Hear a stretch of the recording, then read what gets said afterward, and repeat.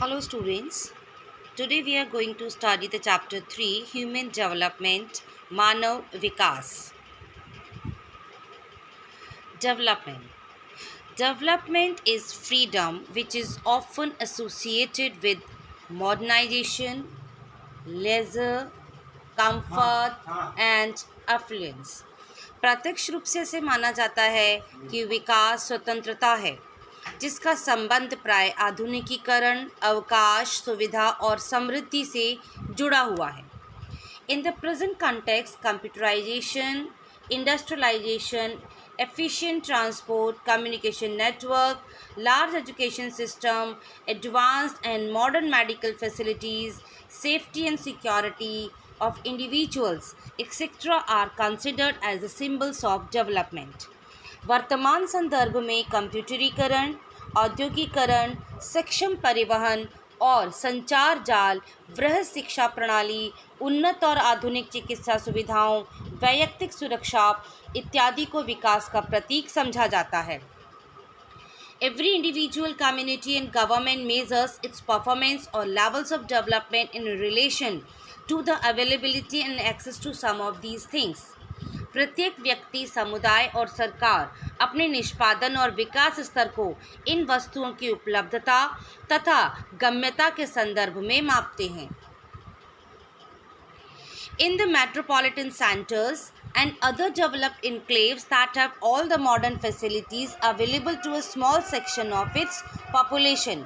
अगर हम भारत की बात करते हैं तो भारत के लिए विकास अवसरों के साथ साथ उपेक्षाओं और वंचनाओं का मिला जुला थैला है. यहाँ महानगरीय केंद्रों और अन्य विकसित अंतर्वेशों जैसे कुछ क्षेत्र हैं जहाँ इनकी जनसंख्या के एक छोटे से खंड को आधुनिक सुविधाएं मिलती हैं. On the other hand, in the large rural areas and the slums in the urban areas do not have basic amenities like potable water, education and health infrastructure available. दूसरे छोर पर विशाल ग्रामीण क्षेत्र और नगरीय क्षेत्र की गंदी बस्तियां हैं जिनमें पेयजल, शिक्षा और स्वास्थ्य जैसी आधारभूत सुविधाएं और अवसंरचना इनकी अधिकांश जनसंख्या के लिए उपलब्ध नहीं है. The majority of the scheduled castes, scheduled tribes, landless agricultural laborers, poor farmers and slum dwellers etc. are the most marginalized lot. यदि हमारे समाज के विभिन्न वर्गों के बीच विकास के अवसरों का वितरण देखा जाए तो स्थिति और अधिक चिंताजनक प्रतीत होती है. ये एक तथ्य है कि अनुसूचित जातियों, अनुसूचित जनजातियों, भूमिहीन कृषि मजदूरों, गरीब किसानों और गंदी बस्तियों में बड़ी संख्या में रहने वाले लोगों का एक बड़ा समूह सर्वाधिक हाशिए पर है और स्त्री जनसंख्या का, फीमेल पॉपुलेशन का बड़ा खंड इन सब में सबसे ज़्यादा कष्टभोगी है. ये भी समान रूप से सत्य है कि वर्षों से हो रहे विकास के बाद भी सीमांत वर्गों में से अधिकांश की सापेक्षिक के साथ साथ निरपेक्ष दशाएं भी बदतर हुई हैं. परिणाम स्वरूप बड़ी संख्या में लोग पतित, निर्धनतापूर्ण और अमानवीय दशाओं में जीने को विवश हैं. The environmental pollution. Development pertains to the environmental pollution leading to ecological crisis. Air, soil, water and noise pollutions have not only led to the tragedy of commons, but this have also threatened the existence of our society. विकास का एक अन्य अंतर संबंधित पक्ष भी है जिसका निम्नतर मानवीय दिशाओं से सीधा संबंध है. इसका संबंध पर्यावरणीय प्रदूषण से है जो पारिस्थितिक संकट का कारक है. वायु, मृदा, जल और ध्वनि प्रदूषण न केवल हमारे साझा संसाधनों की त्रासदी का कारण बने हैं अपितु हमारे समाज के अस्तित्व के लिए भी खतरा बन गए हैं. परिणाम स्वरूप निर्धनों में सामर्थ्य की गिरावट के लिए 3 अंतर संबंधित प्रक्रियाएं कार्यरत हैं. And these are social capabilities, environmental capabilities and personal capabilities. Now, सामाजिक सामर्थ्य में कमी. It is due to displacement and weakening social ties. Environmental capabilities, it is due to pollution. And personal capabilities, it is due to increasing incidence of disease and accidents. The present development has not been able to address the issue of social injustice, regional imbalances and environmental degradation. वर्तमान विकास सामाजिक अन्याय, प्रादेशिक असंतुलन और पर्यावरणीय निम्नीकरण के मुद्दों के साथ स्वयं को जोड़ नहीं पाया है. On the contrary, it is being widely considered as the prime cause of the social distributive injustice, deterioration in the quality of life and human development, ecological crisis and social unrest. इसके विपरीत इसे व्यापक रूप से सामाजिक वितरक अन्यायों, जीवन की गुणवत्ता और मानव विकास में गिरावट, पारिस्थितिक संकट और सामाजिक अशांति का कारण माना जा रहा है. It was thought to take up human development as a separate issue against the prevalent Western views of development, which considers development as the remedy to all the ills including human development, regional disparities and environmental crisis. Human development. The first human development report by United Nations Development Program UNDP is published in 1990.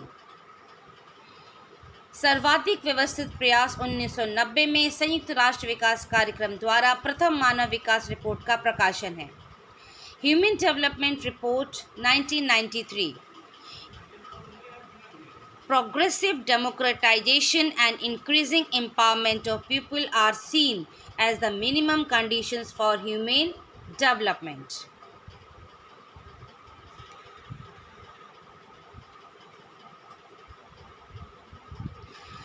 – 1993 की मानव विकास report के अनुसार प्रगामी लोकतंत्रीकरण और बढ़ता लोक सशक्तिकरण मानव विकास की न्यूनतम दशाएं हैं.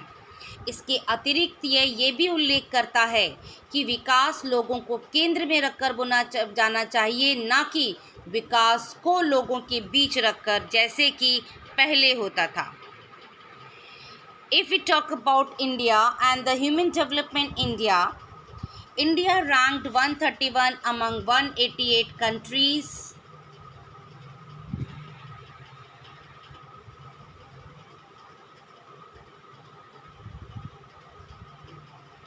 HDI value is 0.624 and it falls in medium group among the nations. 120 crore से अधिक जनसंख्या के साथ भारत मानव विकास सूचकांक के संदर्भ में विश्व के 188 देशों में 131 के कोटि क्रम पर है. HDI के संयुक्त मूल्य 0.624 के साथ भारत मध्यम मानव विकास दर्शाने वाले देशों की श्रेणी में आता है. Low score of human development in India is due to there are so many reasons. First is historical factors, ऐतिहासिक कारक. अगर हम ऐतिहासिक कारकों की बात करते हैं तो उपनिवेशवाद, साम्राज्यवाद और नव साम्राज्यवाद जैसे ऐतिहासिक कारक हैं जिन्होंने मानव विकास सूचकांक में भारत का जो स्कोर है बहुत ही निम्न रखा है. सोशियो कल्चरल फैक्टर्स, सामाजिक सांस्कृतिक कारकों की हम बात करते हैं तो मानवाधिकार उल्लंघन, प्रजाति, धर्म, लिंग और जाति के आधार पर सामाजिक भेदभाव जैसे सामाजिक सांस्कृतिक कारक हैं. Political factors, natures of state, form of government, level of empowerment are some factors जो मानव विकास की प्रकृति के निर्धारण में निर्णायक भूमिका निभाते हैं. Human development. Now what is the definition of human development? मानव विकास आखिर है क्या? Human development is a process of enlarging the range of people's choice, increasing their opportunities for education, health care, income, and empowerment, and covering the full range of human choices from a sound physical environment to economic, social, and political freedom. मानव विकास स्वस्थ भौतिक पर्यावरण से लेकर आर्थिक, सामाजिक और राजनीतिक स्वतंत्रता तक सभी प्रकार के मानव विकल्पों को सम्मिलित करते हुए लोगों के विकल्पों में विस्तार और उनकी शिक्षा, स्वास्थ्य सेवाओं और सशक्तिकरण के अवसरों में वृद्धि की एक प्रक्रिया है. तो कह सकते हैं कि इस प्रकार लोगों के विभिन्न प्रकार के विकल्पों की श्रेणी में विस्तार मानव विकास का सर्वाधिक सार्थक पक्ष है। लोगों के विकल्पों में अनेक प्रकार के अन्य मुद्दे हो सकते हैं, लेकिन लंबा और स्वस्थ जीवन जीना, शिक्षित होना और राजनीतिक स्वतंत्रता, गारंटीकृत मानवाधिकारों और व्यक्तिगत आत्मसम्मान से युक्त शिष्ट जीवन स्तर के लिए आवश्यक संसाधनों तक पहुंच जैसे मानव विकास के कुछ मुद्दों के साथ समझौता नहीं किया जा सकता। Again, come on the topic human development in India. Using the indicators selected by the UNDP, the Planning Commission of India also prepared the Human Development Report for India. It used states and the union territories as the units of analysis. Indicators like economic development, social empowerment, social distributive justice, accessibility, hygiene, and various welfare measures undertaken by the state. Now, some of indicators of human development are like first is economic attainments. Indicators of economic attainments: access to all resources by all the people, GDP per capita income are the units to measure HDI, prevalence of poverty, deprivation, malnutrition, various types of prejudices, a large scale regional disparities. Maharashtra, Punjab, Haryana, Gujarat, Delhi have high per capita income and low per capita income is found in Uttar Pradesh, Bihar, Orissa, Madhya Pradesh, Assam and J&K. तो हम कह सकते हैं, हम अपने देश की अगर हम बात करते हैं तो गरीबी के आंकड़े दर्शाते हैं कि छत्तीसगढ़, मध्य प्रदेश, मणिपुर, उड़ीसा, दादर और नगर हवेली में 30% से अधिक जनसंख्या गरीबी रेखा से नीचे जी रही है। तो poverty is the main reason of regional disparities. Unemployment and under employment are also the reasons for disparities. बिना रोजगार की आर्थिक वृद्धि और अनियंत्रित बेरोजगार भारत में गरीबी के अधिक होने के महत्वपूर्ण कारणों में से हैं। What is poverty? Poverty is a state of deprivation. गरीबी वंचित रहने की अवस्था है। In absolute terms, it reflects the inability of an individual to satisfy certain basic needs for a sustained, healthy and reasonably productive living. निरपेक्ष रूप से यह व्यक्ति की सतत, स्वस्थ और यथोचित उत्पादक जीवन जीने के लिए आवश्यक ज़रूरतों को संतुष्ट न कर पाने की असमर्थता को प्रतिबिंबित करती है। Data of poverty. The states like Odisha and Bihar, which have recorded more than 40% of their population living below the poverty line. The states of Madhya Pradesh, Sikkim, Assam, Tripura, Arunachal Pradesh, Meghalaya, Nagaland have more than 30% of their population below poverty line. Employment rate for educated youth is 25%. Jobless growth and rampant unemployment are some of the important reasons for higher incidences of poverty in India. Indicators of healthy life. स्वस्थ जीवन के सूचक: long life without ailment is called longevity. रोग और पीड़ा से मुक्त जीवन और यथोचित दीर्घायु एक स्वस्थ जीवन के सूचक हैं। Availability of pre-post health care facilities decreases the death rate. Old age health care, adequate nutrition and safety of individual are important measures for health. Death rate decreased from 25.1 per thousand to 8.1 per thousand. IMR decreased 148 to 70. Life expectancy increased from 37.1 years to 62.3 years. Decreased birth rate from 40.8 to 26.1. Decline in sex ratio in rural areas is alarming. Swachh Bharat Mission. The release of toxic and non-biodegradable waste from industries and urban sewerages and open defecation etc. have created many health hazards. कारखानों से निकलने वाले विषैले और जैविक क्रियाओं से नष्ट न हो पाने वाले कचरे, शहरों के सीवर और खुले में शौच आदि के कारण स्वास्थ्य से संबंधित बहुत से खतरे पैदा हुए हैं. The Government of India has initiated many steps to address these problems and the Swachh Bharat Mission is one of these. Bharat सरकार ने इन समस्याओं का समाधान करने के लिए बहुत से कदम उठाए हैं. स्वच्छ भारत मिशन उन्हीं में से एक है.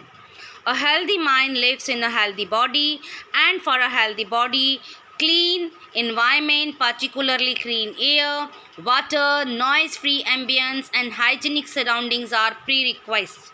स्वस्थ मस्तिष्क एक स्वस्थ शरीर में निवास करता है और एक स्वस्थ शरीर के लिए स्वच्छ वातावरण, विशेष रूप से स्वच्छ हवा, पानी, शोर मुक्त माहौल और स्वच्छ परिवेश प्राथमिक आवश्यकताएं हैं. Municipal waste, industrial effluents and pollutants generated by transport etc. are major sources of pollution in urban India. Open defecation in rural areas and in urban slums are a major source of population. नगर निगम के कचरे, उद्योगों से निकलने वाले प्रदूषित जल और परिवहन से निकलने वाले धुएं आदि शहरों में प्रदूषण के मुख्य स्रोत हैं. ग्रामीण इलाकों और शहरों में झुग्गी झोपड़ियों में खुले में शौच प्रदूषण के मुख्य स्रोत हैं. ऑब्जेक्टिव्स ऑफ स्वच्छ भारत. भारत सरकार ने देश को प्रदूषण रहित बनाने के विचार से स्वस्थ भारत अभियान चलाया है, जिसके उद्देश्य निम्न है. Making India open defecation free and achieving 100% scientific management and municipal solid waste construction of individual household latrines, community toilet seats and public toilet seats. Making provisions for the supply of clean energy fuel LPG to all households in rural India to reduce domestic pollution. Providing potable drinking water to every household to control the spread of waterborne disease. Promoting the use of non-conventional energy sources like wind and solar energy. So these are the some objectives of Swachh Bharat mission. Indicators of social empowerment. सामाजिक सशक्तिकरण के सूचक. Access to knowledge about society and environment. Literacy rate is the indicator of social development. Literacy rate increased to 74.04 while female literacy is 65.46%. Literacy rate is higher than the national average in many states. Kerala has the highest and Bihar has the lowest. Percentage of literates in the rural areas and among the marginalized sections of our society such as females, scheduled castes, scheduled tribes, agricultural laborers, etc. is very low. स्थानिक भिन्नताओं के अतिरिक्त ग्रामीण क्षेत्रों और स्त्रियों, अनुसूचित जातियों, अनुसूचित जनजातियों, कृषि मजदूरों इत्यादि जैसे हमारे समाज में सीमांत वर्गों में साक्षरता का प्रतिशत बहुत कम है. यहाँ पर उल्लेखनीय है कि यद्यपि सीमांत वर्गों में साक्षरों का प्रतिशत सुधरा है, तथापि धनी और सीमांत वर्गों की जनसंख्या के बीच अंतर समय के साथ बढ़ा है. Human development index in India. Bharat में मानव विकास सूचकांक. India has been placed among the countries showing medium human development. Bharat को मध्यम मानव विकास दर्शाने वाले देशों में रखा है. 188 कंट्रीज़ में से इसका 131वां स्थान है. भारत के विभिन्न राज्यों की हम बात करें तो संयुक्त सूचकांक मूल्य के साथ केरल कोटि क्रम में सर्वोच्च है. इसके बाद दिल्ली, हिमाचल प्रदेश, गोवा और पंजाब आते हैं. अपेक्षाकृत बिहार, उड़ीसा और छत्तीसगढ़ जैसे राज्य देश के 23 प्रमुख राज्यों में सबसे नीचे हैं और इनमें सबसे नीचे है Orissa. Due to higher sex ratio and literacy, Kerala placed on the top, and due to low sex ratio, low per capita income and low literacy, Orissa capped at the bottom. Reasons of low HDI. and high HDI in Kerala. Kerala is able to record the highest value in HDI largely due to its impressive performance in achieving near 100% literacy in 2001. In a different scenario, the states like Bihar, Madhya Pradesh, Orissa, Assam and Uttar Pradesh have very low literacy. For example, total literacy rate for Bihar was as low as 60.32% during the same year. States showing the higher total literacy rates have less gaps between the male and female literacy rates. For Kerala, it is 6.34%, while it is 26.75% in Bihar and 25.95% in Madhya Pradesh. Apart from educational attainment, the levels of economic development too play significant impacts on HDI. शैक्षिक उपलब्धियों के अतिरिक्त आर्थिक विकास भी मानव विकास सूचकांक पर सार्थक प्रभाव डालता है। आर्थिक दृष्टि से विकसित महाराष्ट्र, तमिलनाडु और पंजाब, हरियाणा जैसे राज्यों के मानव विकास सूचकांक का मूल्य असम, बिहार, मध्य प्रदेश इत्यादि राज्यों की तुलना में ऊंचा है। औपनिवेशिक काल में विकसित प्रादेशिक विकृतियां और सामाजिक विषमताएं अब भी भारत की अर्थव्यवस्था, राजतंत्र और समाज में महत्वपूर्ण भूमिका निभा रही हैं। The Government of India has made concentrated efforts to institutionalize the balanced development with its main focus on social distributive justice through planned development. Population, environment and development, जनसंख्या, पर्यावरण और विकास। विकास सामान्य रूप से मानव विकास, विशेष रूप से सामाजिक विज्ञानों में प्रयुक्त होने वाली एक जटिल संकल्पना है। ये जटिल है क्योंकि युगों से यही सोचा जा रहा है कि विकास एक मूलभूत संकल्पना है और यदि एक बार इसे प्राप्त कर लिया गया तो ये समाज के सभी सामाजिक, सांस्कृतिक और पर्यावरणीय समस्याओं का निदान हो जाएगा। Social inequalities, discriminations, deprivations, displacement of people, abuse human rights cause low HDI. Methods to increase the HDI. क्या क्या इसके मेथड्स हो सकते हैं, क्या तरीके हो सकते हैं कि हम मानव विकास को माप सकें। तो इस उपागम के दूसरे छोर पर हम कह सकते हैं नवमार्थसवादियों, पर्यावरणविदों, आमूलवादी पारिस्थितिकविदों द्वारा व्यक्त सामाजिक जीवन के लिए जनसंख्या है और संसाधनों के बीच उचित संतुलन एक आवश्यक दशा है। इन विचारकों के अनुसार जनसंख्या और संसाधनों के बीच का अंतर 18वीं शताब्दी के बाद बढ़ा है। सस्टेनेबल डेवलपमेंट, संसाधनों की उपलब्धता का होना इतना महत्वपूर्ण नहीं है जितना कि उनका सामाजिक वितरण। संसाधन हर जगह असमान रूप से वितरित हैं। समृद्ध देशों और लोगों के संसाधनों के विशाल भंडारों तक पहुंच है, जबकि निर्धनों के संसाधन सिकुड़ते जा रहे हैं। इसके अतिरिक्त शक्तिशाली लोगों द्वारा अधिक से अधिक संसाधनों पर नियंत्रण करने के लिए किए गए अनंत प्रयत्नों और उनका अपनी असाधारण विशेषता को प्रदर्शित करने के लिए प्रयोग करना ही जनसंख्या, संसाधनों और विकास के बीच संघर्ष और अंतर्विरोधों का एक प्रमुख कारण है। Government expenditure on public health and education and increase social and political freedom. भारतीय संस्कृति और सभ्यता लंबे समय से ही जनसंख्या, संसाधनों और विकास के प्रति संवेदनशील रही है। यह कहना गलत नहीं होगा कि प्राचीन ग्रंथ मूलतः प्रकृति के तत्वों के बीच संतुलन और समरसता के प्रति चिंतित थे। महात्मा गांधी ने अभिनव समय में ही दोनों के बीच संतुलन और समरसता के प्रबलन को प्रेषित किया है। Neo-Malthusians, environmentalists and radical ecologists. They believe that for a happy and peaceful social life, proper balance between population and resources is a necessary conditions. According to these thinkers, the gap between the resources and population has widened after 18th century. There have been marginal expansion in the resources of the world in the last 300 years, but there has been phenomenal growth in the human population. विकास ने केवल विश्व के सीमित संसाधनों के बहुविध प्रयोगों को बढ़ाने में योगदान दिया है, जबकि इन संसाधनों की मांग में अतिशय वृद्धि हुई है।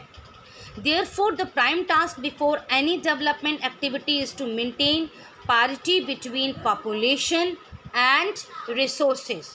तो इस प्रकार के किसी भी क्रियाकलाप के समक्ष परम कार्य जनसंख्या और संसाधनों के बीच समता बनाए रखना है। Robert Malthus, he was the first one to voice his concern about the growing scarcity of resources as compared to the human population. Robert Malthus मानव जनसंख्या की तुलना में संसाधनों के अभाव के विषय में चिंता व्यक्त करने वाले पहले विद्वान थे। It is not the availability of resources that is as important as their social distribution. Resources everywhere are unevenly distributed. Rich countries and people have access to large resource baskets while the poor find their resources shrinking. Unending pursuit for the control of more and more resources by the powerful and use the same for exhibiting one's prowess is the prime cause of conflicts as well as the apparent contradictions between population, resource and development. Mahatma Gandhi ने अभिनव समय में ही दोनों के बीच संतुलन और समरसता के प्रबलन को प्रेषित किया। गांधी जी हो रहे विकास, विशेष रूप से जिस प्रकार औद्योगिकरण द्वारा नैतिकता, आध्यात्मिकता, स्वावलंबन, अहिंसा और पारस्परिक सहयोग और पर्यावरण के ह्रास का सांस्कृतिकरण किया गया है के प्रति आशंकित थे। He was quite apprehensive about the ongoing development, particularly the way industrialization has institutionalized the loss of morality, spirituality, self-reliance, non-violence and mutual cooperation and environment.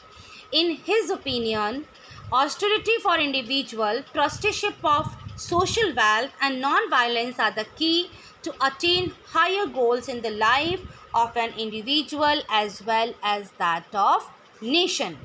उनके विचार में व्यक्तिगत मितव्ययता, सामाजिक धन की न्यासधारिता और अहिंसा एक व्यक्ति और एक राष्ट्र के जीवन में उच्चतर लक्ष्य प्राप्त करने की कुंजी है। उनके विचार क्लब ऑफ रोम की रिपोर्ट्स ही व्यूज वर आल्सो री-echoed in the Club of Rome report Limits to Growth in 1972, in Schumacher's book Small is Beautiful in 1974, Brundtland Commission's report Our Common Future in 1987 and Agenda 21 report of the Rio Conference in 1993 में भी प्रतिध्वनित हुए हैं। That's all your chapter, students. Thank you so much.